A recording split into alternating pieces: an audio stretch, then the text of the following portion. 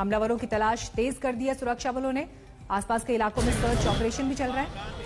ये श्रीनगर में कुछ ही दिनों में हुआ दूसरा आतंकवादी हमला है।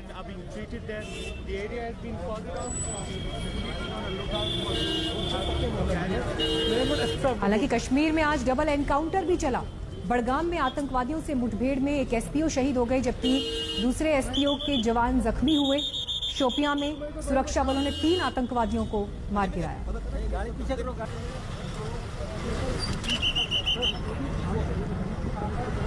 और आइए इस वक्त सीधे हम रुख कर लेते हैं श्रीनगर का। हमारे संवाददाता अशरफ वानी इस वक्त वहां पर मौजूद हैं। अशरफ, सीसीटीवी फुटेज ये एक अहम सबूत होगा, लेकिन बेहद दुर्भाग्यपूर्ण इसे कहा जाए, दोनों पुलिसकर्मियों की इस हमले में मौत हो गई है। और हम तस्वीरें देख पा रहे हैं, तस्वीरें भी हम लगातार अपने दर्शकों को दिखा रहे हैं कि कैसे ये आतंकवादी इस इलाके में दाखिल होता है, कपड़ों में गन को छिपाए हुए, और अचानक पुलिसकर्मियों पर हमला कर देता है।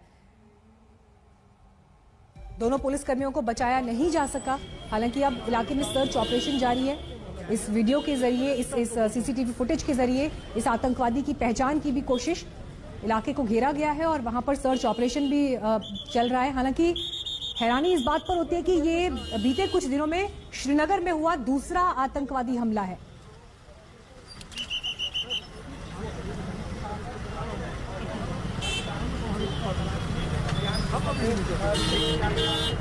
हालांकि इससे पहले 2 एनकाउंटर शोपिया और बड़गाम में, जहां पर 3 आतंकवादियों को मार गिराया गया है। अशरफ वानी आ गए हमारे साथ इस वक्त, श्रीनगर में आप मौजूद हैं। अशरफ, सीसीटीवी फुटेज तो सामने है जिसमें आतंकवादी का चेहरा भी दिखाई दे रहा है, इलाके को घेरा गया है। क्या पहचान हो पाई है, क्या पता चल पा रहा है किस तरह का ये हमला था? अभी तक मीनाक्षी पहचान तो नहीं हो पाई है, लेकिन कुछ ही देर में शायद सुरक्षा एजेंसियां इस हमलावर को पहचानने में सफल रहेंगे, क्योंकि सभी सुरक्षा एजेंसियों के पास ये सीसीटीवी फुटेज है जिसको खंगाला जा रहा है, और जो इंटेलिजेंस विंग है जम्मू कश्मीर पुलिस की, वो इस पर काम कर रही है।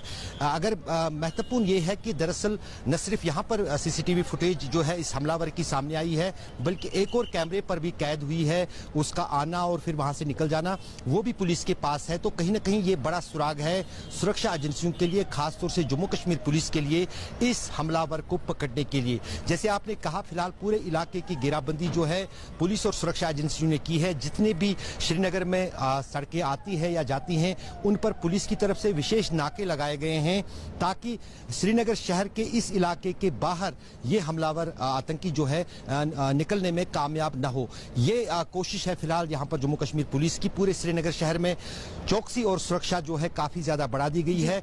ये महत्वपूर्ण इसलिए भी है, न सिर्फ इस हमलावर का पकड़ना, बल्कि साथ ही साथ किसी ऐसी और कोई आतंकी घटना न घटे श्रीनगर शहर में, उसके लिए सुरक्षा एजेंसियों की तरफ से, खासतौर से जम्मू कश्मीर पुलिस की तरफ से इस तरह की प्रयास हुए। अचानक ही आतंकवादी आता है कपड़ों में गन छिपाए हुए और हमला कर देता है पुलिस के ऊपर। तो मकसद क्या पुलिस को अटैक करना ही था?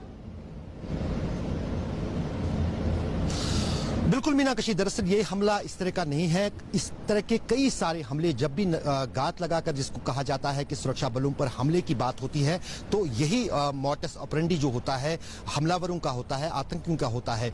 इस तरह के पिछले 2 साल के दौरान 2 दर्जन से ज्यादा हमले हुए, जहां पर पहले रैकी की जाती है इलाके की, उसके बाद जो है आतंकवादी आते हैं और सुरक्षा बलों पर फायरिंग करते हैं। ये इसी वक्त, क्योंकि इसके पास पूरी ये जानकारी थी या फिर इसका कोई सहयोग वहां पर खड़ा था जिसने उसको बताया होगा कि यहां पर आ जाओ, इस सड़क से आ जाओ, क्योंकि पूरे इस इलाके की पहले रैकी की जाती है, तभी इस तरह के आतंकी हमले अंजाम दिए जाते हैं। लेकिन यहां पर जो अच्छी बात है पुलिस के लिए कि सीसीटीवी कैमरे में पूरी कार्रवाई जो है कैद हुई है, जिसमें इस हमलावर का चेहरा भी आया है।